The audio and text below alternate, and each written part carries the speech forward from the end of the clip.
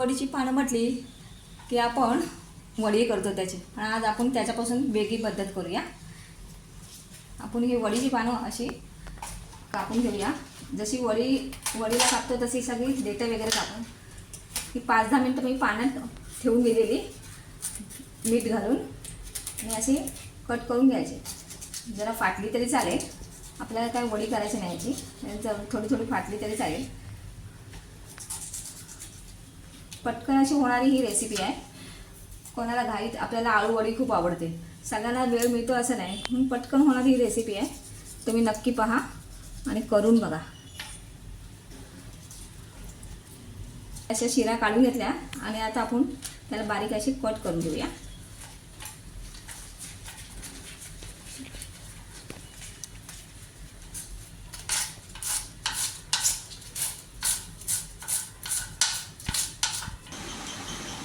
त्यासाठी आपण चिंच घेतली थोडे आणि थोडा गुळ घेतला आणि त्याचा कोळ करून ठेवायचा, थोडा अशी भिजत ठेवायची थोडा वेळ आधी.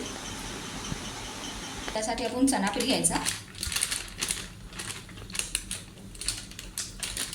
1 चमचा आपण तांदळाचं पीठ घ्यायचं म्हणजे खुसखुशीत होतात. 1 चमचा तीळ टाकायचे, 1 चमचा तिखट टाकले, पुरती मीठ टाकायचा. चिंचेचा कोळ केलेला तो असा यात टाकायचा. आता हे सर्व मिक्स करायचं आणि पाणी थोडं थोडं टाकायचं.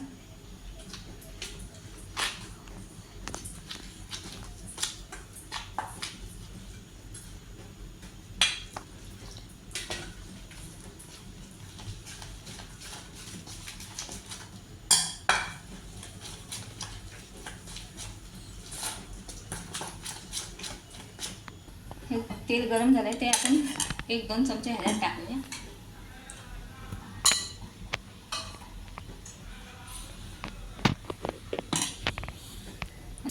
इतकं असं सैलसर पीठ ठेवायचं भज्यासारखं. मी असे बारीक बारीक पण चिरून घेतलेत आणि थोडे हे असे थोडे लांब लांब चिरले. असे बुडवायचं हे.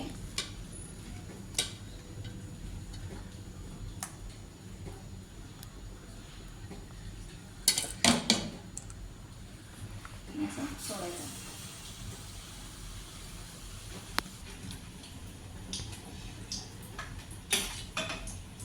असं हे उलट करायचं आणि तांबूस होईपर्यंत रंगवायचं. असं रंग येईपर्यंत तळायचं, ते क्रिस्पी होतं.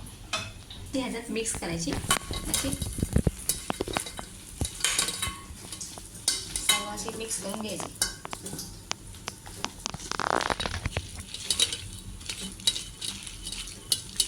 अशी भजीसारखी थोडी थोडी टाकून घ्यायची.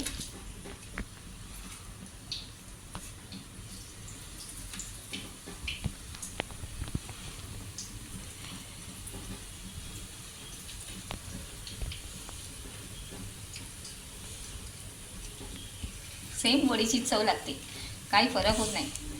ती उकडायला लागते वडीचं हे करून. रोल करायला कोणाला जमत नसेल तर हे आपलं सोपी पद्धत आहे, ती करून बघायची, सुंदर होतात. थोडं अंतर असं टाकून घेतलं आहे. थोड्या वेळाने असं थोडी लाल झालं 5-10 मिनिटांनी परत उलटं करायचं. आता ह्याला आपण पलटी करून घेऊया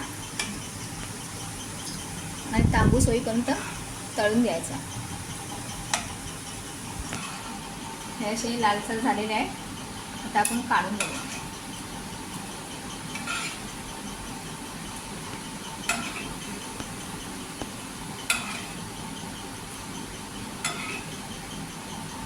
ही पहा आपल्या आळूच्या पानाची भजी तयार.